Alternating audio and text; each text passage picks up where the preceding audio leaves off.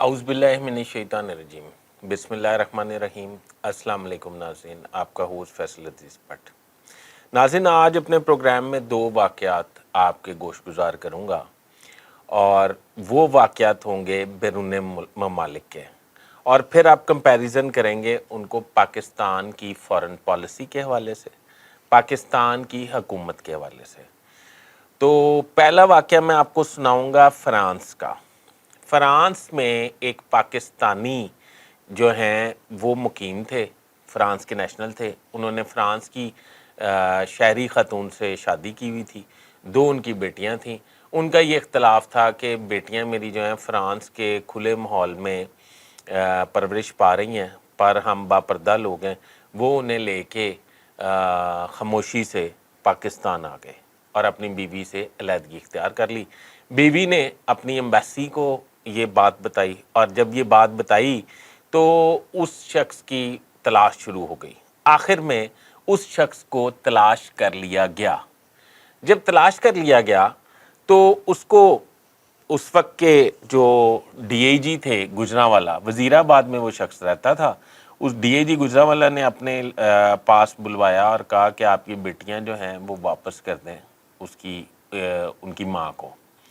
تو اس نے اپنی درد بھری کہانی سنائی۔ اس نے کہا جی وہ وہاں کا ماحول جو ہے وہ آپ کو پتہ ہے بڑا آزاد ہے، تو میں اپنی بیٹیوں کو آزاد ماحول میں نہیں رکھ سکتا، میری غیرت گوارا نہیں کرتی، میں اس لیے ان کو پاکستان لے آیا ہوں تاکہ ادھر ان کی پرورش کروں، انہیں اسلامی تعلیمات دوں۔ اس وقت کے ڈی آئی جی جو تھے وہ بڑے متاثر ہوئے۔ وہ ڈی آئی جی تھے ذوالفقار چیمہ، آپ کو پتہ ہے ذوالفقار چیمہ بڑے اپنے کام کے ماہر اور کافی سمجھیں کہ ایڈمنسٹریٹیولی کافی سٹرونگ آدمی تھے۔ انہوں نے اس بات پہ ایگری کیا اور کہا کہ اس کا رائٹ ہے ان کے باپ کا، یہ کوئی ناجائز بات نہیں کر رہا۔ اس نے ان کو واپس بھجوا دیا۔ جب واپس بھجوا دیا تو اس کے بعد دوبارہ فرانس کے ایمبیسڈر نے ڈی آئی جی صاحب کو کال کی اور بتایا کہ یہ ہماری ایک شہری خاتون ہے، ان کی 2 بیٹیاں آپ کے علاقے میں ہیں، ان کو برآمد کر کے واپس ماں تک پہنچایا جائے۔ ڈی آئی جی صاحب نے ایک کان سے سنی، دوسرے کان سے نکال دی۔ اگلے مرحلے میں فرانس کے امبیسڈر نے آئی جی پنجاب سے بات کی۔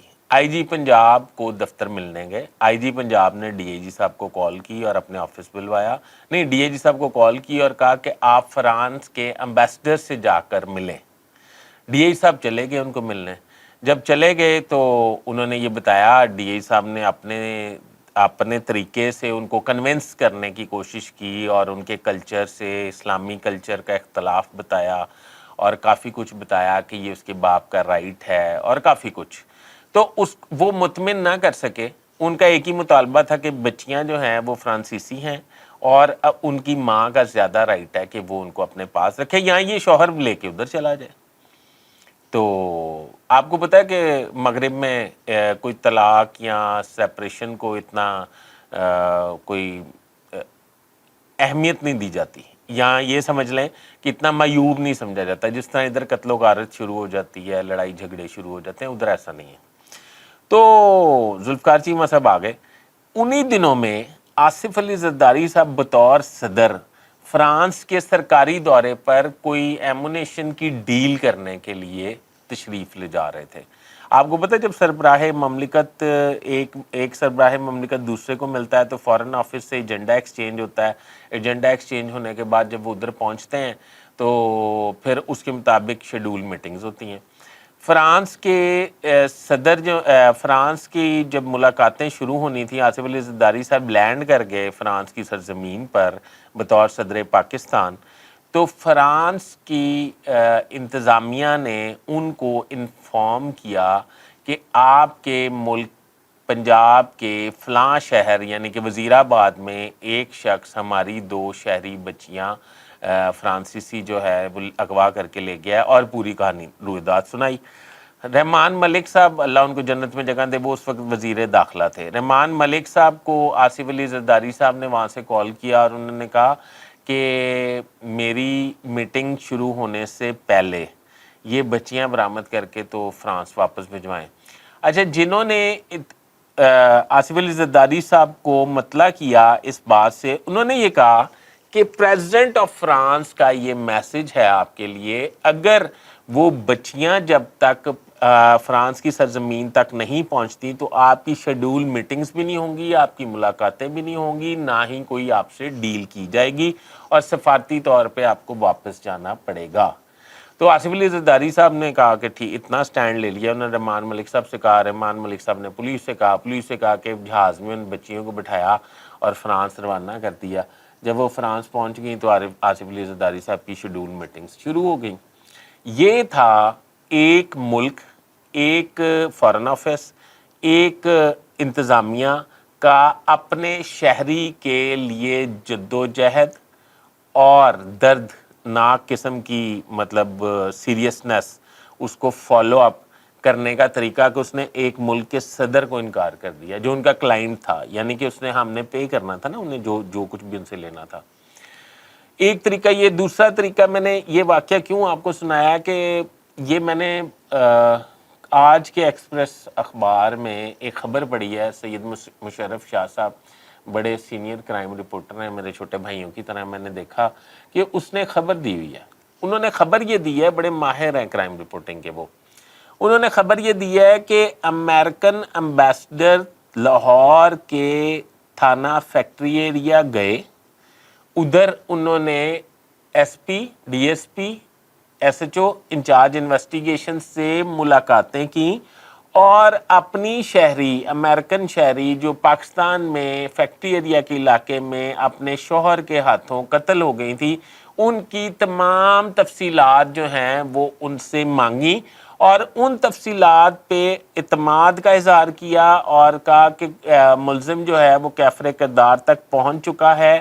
اس کے لیے پولیس نے بڑا کام کیا ہے، کیونکہ وہ پہلے ٹیلی فونکلی ہدایات دیتے رہے تھے، پر فزیکلی بھی تھانہ فیکٹری ایریا چلے گئے۔ پھر اس پہ انہوں نے ایس پی، متعلقہ S P, D S P, S H O incharge investigation کو تعریفی اسناد بھی دیں کہ آپ کی کارکردگی بہت اچھی ہے، آپ نے ہمارے شہری کے لیے بہت اچھا کام کیا ہے اور بہت فول پروف کام کیا، اور اس کے شوہر کو اس کی جو سزا ہے وہ دلوائی ہے۔ یہ ہوتی ہے سفارتکاری، اور یہ ہوتی ہے اپنے ملک کے شہریوں سے محبت کا طریقہ۔ دوسری طرف آپ کو پتہ ہے کہ پاکستان کے شہری، پاکستان کے باسی اس وقت بہت سے ممالک میں رول رہے ہیں، جس طرح کہ وہ ڈنکی والا واقعہ آپ نے سنا ہے کچھ عرصہ پہلے کہ وہ ان کا کوئی والی وارث نہیں تھا۔ پھر سعودی عرب میں کتنے لوگ قید ہیں، سینکڑوں کے حساب سے لوگ قید ہیں، ان کا کوئی والی وارث نہیں ہے، ان کا کوئی پوچھنے والی نہیں۔ ہمارے فارن آفس میں اگر کوئی پاکستانی چلا جائے تو اس کو اس طرح ٹریٹ کیا جاتا ہے جس طرح وہ پاکستانی جو ہے وہ انڈیا کی ایمبیسی میں کوئی ان سے کچھ مانگنے کے لیے چلا گیا ہے، اور وہ انڈین اس کو ایسے ہی دیکھتے ہیں کہ یہ کوئی جاسوسی کرنے آیا یا کسی ٹاسک پہ تو نہیں آیا۔ پاکستان ایمبیسی بھی اس طریقے سے ہی ہمارے پاکستانی شہریوں کو ٹریٹ کرتے ہیں، وہ کسی بھی ملک میں ہوں، کیونکہ بہت سارے پوری دنیا میں ہمارے فارن آفسز موجود ہیں، تو فارن آفسز کا عملہ اسی طرح ٹریٹ کرتا ہے پاکستانی کو جس طرح کہ وہ تھرڈ ورلڈ شہری ہیں، اور ان کے جو رائٹس ہیں اس کا بالکل تحفظ نہیں کیا جاتا۔ تو میری التجا ہے کہ نگران وزیر اعظم سے کہ میرے خیال میں، اور چیف آف آرمی اسٹاف سے، جہاں پہ وہ کرپشن کے خاتمے کے لیے اعلانات کر رہے ہیں، اس میں فارن آفس کی کارکردگی اور بجٹ کا بھی احتساب کیا جائے، تاکہ یہ پتہ چل سکے کہ ہمارا فارن آفس اپنے شہریوں کے لیے، اپنے ملک کی ساکھ کے لیے کیا کر رہا ہے، کہ صرف ادھر بیٹھ کے اپنے بچوں کی تعلیم دلا رہا ہے اور ٹی اے ڈی اے حاصل کر رہے ہیں اور مفت رہائشیں اور مرات حاصل کر رہے ہیں۔ تو میرا یہ موقف ہے کہ اس پہ بھی کوئی کام ہونا چاہیے۔ ابھی تک یہ واقعہ میرے ذہن میں آیا تھا، میں نے پڑھا تھا صبح، تو میں نے کہا میں آپ کے گوش گزار کروں، بڑا اہم موضوع تھا۔ تو ابھی تک کے لیے اتنا ہی۔ اپنے ہوسٹ فیصل عزیز بٹ کو اجازت دیجیے، میرا چینل سبسکرائب کر لیں، بیل آئیکن کے بٹن کو دبا لیں۔ اللہ حافظ۔